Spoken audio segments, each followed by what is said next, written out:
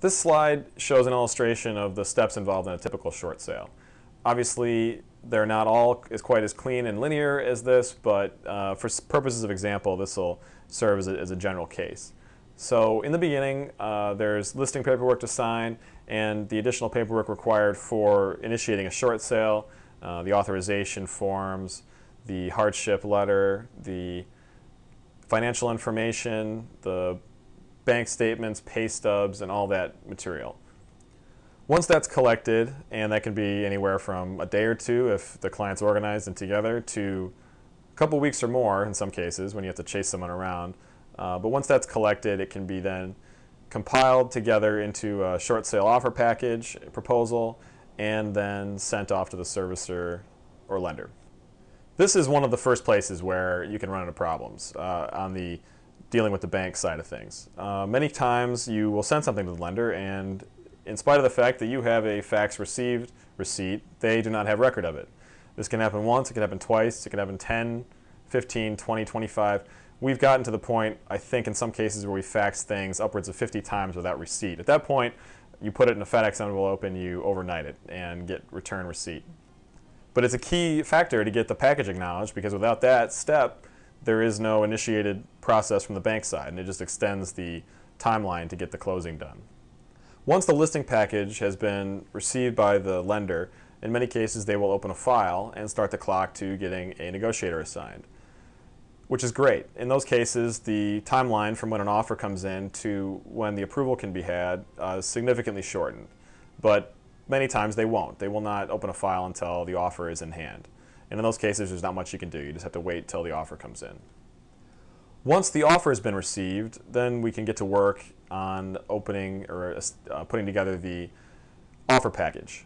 So the first step there is initiating the preliminary title research so that any closing costs that are outstanding can be discovered and put into the HUD, so the bank is not surprised at the end when the extra cost for a water bill that's unpaid or back taxes comes up and can derail the deal.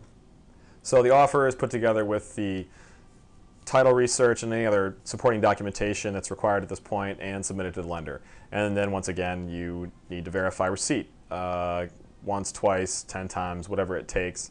Typically at this point, it's an easier process because they've already got a file opened, but it's amazing that how many times the bank can lose a document, and we think we've discovered just about any which way that can be done, but they are innovating and they can always come up with a new way. So once the offer package is received, then the next step from the bank's point of view is ordering a broker's price opinion or an appraisal to establish their value of the property. Now this is a key step because at the end of the day, the bank is making their decision based on whether it makes more financial sense to sell in the short sale or wait till a foreclosure. So as close as the offer can be to the valuation from the bank's point of view, the better your chances of getting the offer approved. We strongly encourage all of our agents to meet the BPO agent or appraiser at the property every time and present them with comparables and any other supporting information that supports the valuation that the offer is expressing. When there can be agreement about that at this point, the rest of the process, the negotiation, is typically much smoother sailing.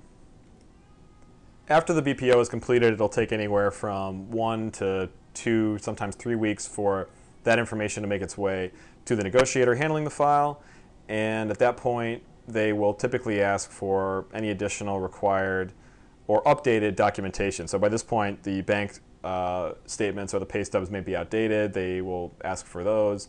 They may discover they need something else for the process, but this is a typical point at which they will ask for more information. It's not to say that they won't have done so before, but again, this is where that's very most common. So after the BPO is in and the lenders each have what they need in terms of documentation, we negotiate. And typically this can take anywhere from 2 weeks to a lot more than 2 weeks, depending on what's involved. If they have to go submit to an investor, to Fannie or Freddie, that can take several weeks by itself. And then getting approval internally and getting approval letters generated is an additional step that takes more time. Once approvals are procured from each lender, then the next major step is to coordinate them and any allowances that are that are necessary in the deal. So if the second mortgage is asking for more money than the first mortgage is willing to allow, there is work to do there. And that's the most common case where things get complicated here. In many cases, escalation is required on the part of the second mortgage in order to get approval for the amount that the first is going to allow. Once the understanding is consistent between the two approvals from the two lenders or more, then just working out the closing numbers is what's required to get to the closing table. So this will have to take into account any expenses, obviously, from the buyer's point of view. Most of the things that come up here are as a result of the property sale being an as-is sale. So if the inspection wasn't done up front and something was discovered late in the game, the buyer may be holding out asking for some consideration there, or whatever other closing costs would have come up in the meantime. So it's kind of a juggling act at this point to work out the closing numbers so that everyone is satisfied and things can move forward to the closing table. And at that point, all there is left to do is close. Not to undersell that point, but that in some cases becomes the easiest part of this process.